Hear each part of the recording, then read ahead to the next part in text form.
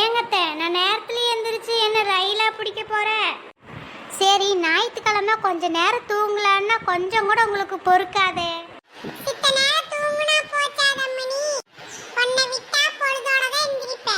நீங்க என்னமோ பேசிக்கங்க, நான் எந்திரிச்சாதானே.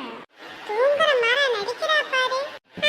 நான் அன்னைக்கு நேரங்காலமா எந்திரிச்சு சாய் சப்ப வலிச்சு கொட்டி கடுத்தார கூட்டி. அத்தை உங்க புராணத்தை நிறுத்துங்க. உங்களுக்கு என்னதான் வேணும் அது முதல்ல சொல்லுங்க. ஒரு கிளாஸ் காபி தண்ணி வச்சிட்டு வந்தா நான் குடிப்பேன். இப்படி வாயை உணச்சிட்டு காப்பி குடிக்க சொல்லுது. என்ன பேசுறா? ஒண்ணுமே கேட்க மாட்டேங்குதே. ஏன் இவங்க எஞ்சி போய் காப்பி வச்சு குடிச்சா குறைஞ்சு போயிடுவாங்களா? எல்லாருக்கும் என்ன பார்த்தா தான் இலக்காரமா தெரியும். காதுல எதுவும் விழுகலினா ஒரு கல் எடுத்து மேலே வீசி காதை நல்லா திருப்பி வைங்க, காதுலயே நல்லா விழுகும். ஓ அப்பவே தெளிவா கேட்க வேண்டியதுதானே, காதுல உழுகல கண்ணில் உழுகலன்ட்டு.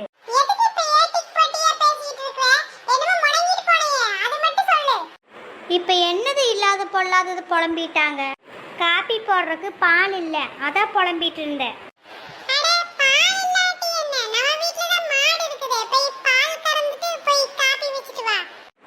நம்ம மாடு என்ன ஒரு மணி நேரத்துக்கு ஒருக்கா 1 லிட்டர் பால் கறக்குதா?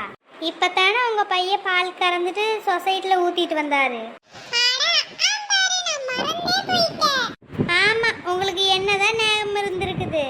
காடு வா வாங்குது, வீடு போங்குது, இங்க உட்காந்துட்டு நம்ம உசுரை வாங்கிட்டு. மாடு பொழுதோட பால் பீச்சு, நான் பொழுதோட காப்பி வச்சு தரட்டா? நீ விட்டா பால் இல்லைன்னு சாக்கு காட்டிட்டு நாளைக்கு தான் காப்பி வைப்பேன். நீ எனக்கு ஒரு கிளாஸ் வர காப்பி வச்சிட்டு வா. திருப்பிட்டு போறா பாரு. இருடி ஒரு நாள் அதுமா இடுப்பு எலும்பு உடைச்சு அட்டாயில மாட்டி